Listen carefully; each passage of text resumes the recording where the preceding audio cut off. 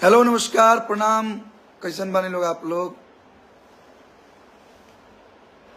जितना लोग देख रहा बा सब लोग के स्वागत बा हमरा फेसबुक लाइव में। अशोक कुमार जी नमस्कार,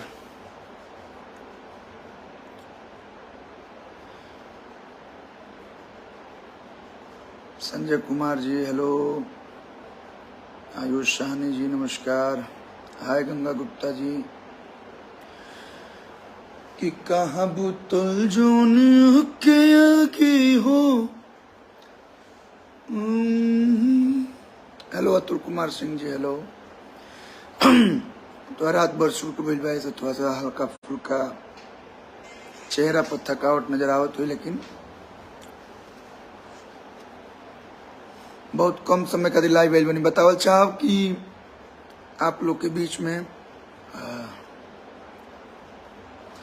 आज डीआरएस म्यूजिक से वो गाना आइल बा, जो ना गाना के नाम ओढ़नी में दागी। बहुत ही प्यारा, बहुत ही सुंदर गाना बा, एकदम देसीला अंदाज में मिजाजी गाना बा। तो आप लोग जाए लोग और सुनी लोग। एक बार ओढ़नी में दगिया लगोलू सारे गामा से, वो एकदम अलग पैटर्न करे, एकदम फोक रहे, देसी मिजाज वाला गाना रहे। और ये भी ओढ़नी में दागी जो नाइल बा, म्यूजिक डायरेक्टर बने प्रियांशु सिंह जी हमारे छोट भाई, और गीत के लिए बने प्रिंस प्रियदर्शी जी, साथ में काम कर बनी चांदनी सिंह जी, और वीडियो डायरेक्टर बनी गोल्डी, और कोरियोग्राफर बनी बॉबी जी। तो डीआरएस से आइल बा, आप लोग जाए लोग सर्च करी लोग ओढ़नी में दागी और सुनी लोग। उम्मीद बा कि आप लोग के ढेर सारा प्यार और आशीर्वाद मिली। गुलाम मोहम्मद जी झारखंड श्री बंशीधर नगर, यस अभी कुछ दिन पहले ही आया था मैं बंशीधर नगर। बहुत प्यार आशीर्वाद मिला था वहाँ पे, और आप लोग का प्यार आशीर्वाद यूं ही मिलते रहे। बाबा की जय हो सोनू पांडे जी, जय हो। बीडी बलम हुआ गाना बढ़िया बा, धन्यवाद। जे नहीं सुनने जाए लोग सुनी लोग। ओढ़नी में दागी बहुत ही मिजाजी गाना बा, आप लोग सुनो लोग तो मजा आई।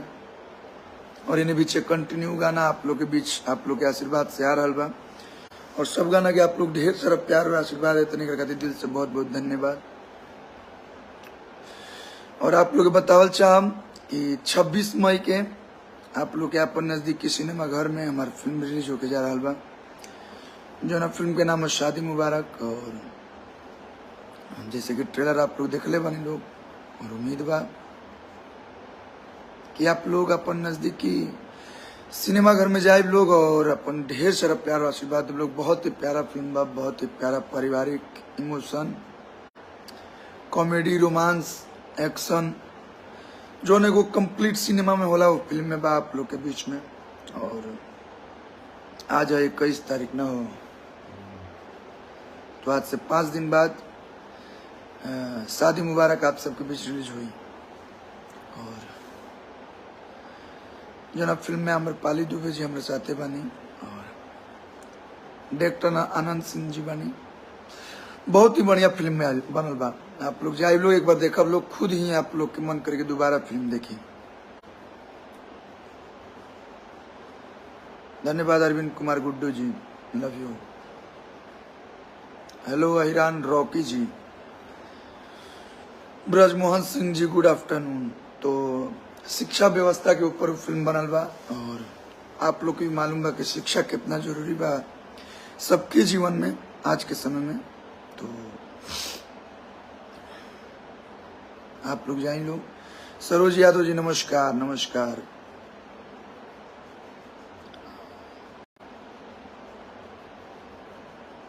आप किसी के फैन रहे भैया, हमें कोई उससे दिक्कत नहीं है, आप लोग बस प्यार देते रहिए और क्या चाहिए। आरिफ खान जी दुबई से हेलो भाई। जरूरी थोड़ा है कि जो मेरे फैन होंगे वो दूसरे गाना नहीं सुनते होंगे, या दूसरे के जो फैन होंगे वो मेरा गाना नहीं सुनते होंगे। गाना सबका सुनिए, सबका सपोर्ट कीजिए, और अच्छे अच्छे फिल्मों को, अच्छे अच्छे गाने को दिल से प्यार दीजिए। तो आज आइल डीआरएस म्यूजिक से ओढ़नी में दागी देखी लोग। और अन्नपूर्णा फिल्म से कुछ दिन पहले बहुत प्यारा गाना आयल रहे ब्रेकअप चालीसा, जो उनकी बड़ा फनी सॉन्ग बा और सुनब लोग तो आप लोग बड़ी इंजॉय करब लोग, कुछ अलग अंदाज में आइल बा तो आप लोग करो के सुनी लोग। नमस्कार, आशु बाबा कैसे हैं? बढ़िया भैया।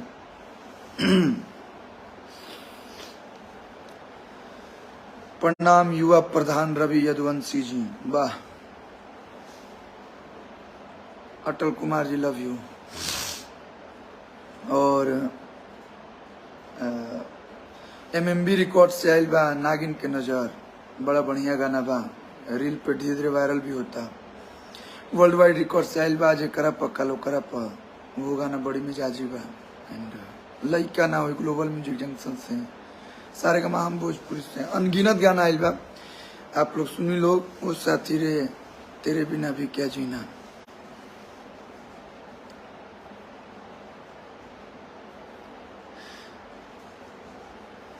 आप किसका गाना सुनते हैं? हम सबका गाना सुनते हैं भैया। अगर हम इस इंडस्ट्री में हैं तो सभी भाइयों का गाना सुनते हैं। धन्यवाद। Love you Manish Kashyap ji, Ghangaria hit बा, धन्यवाद। तो घघरिया के बाद वेब से आवा था 24 तारीख के नथिया, तो तैयार रहे लोग नथिया सुने खातिर, बहुत गर्दा गाना बा। तो आ जाइल बा हुन्नी में दागी करके सुनी और अपन ढेर सारा प्यार और आशीर्वाद दी। और 26 मई के भुलाई लोग मत, शादी मुबारक जरूर देखा लोग।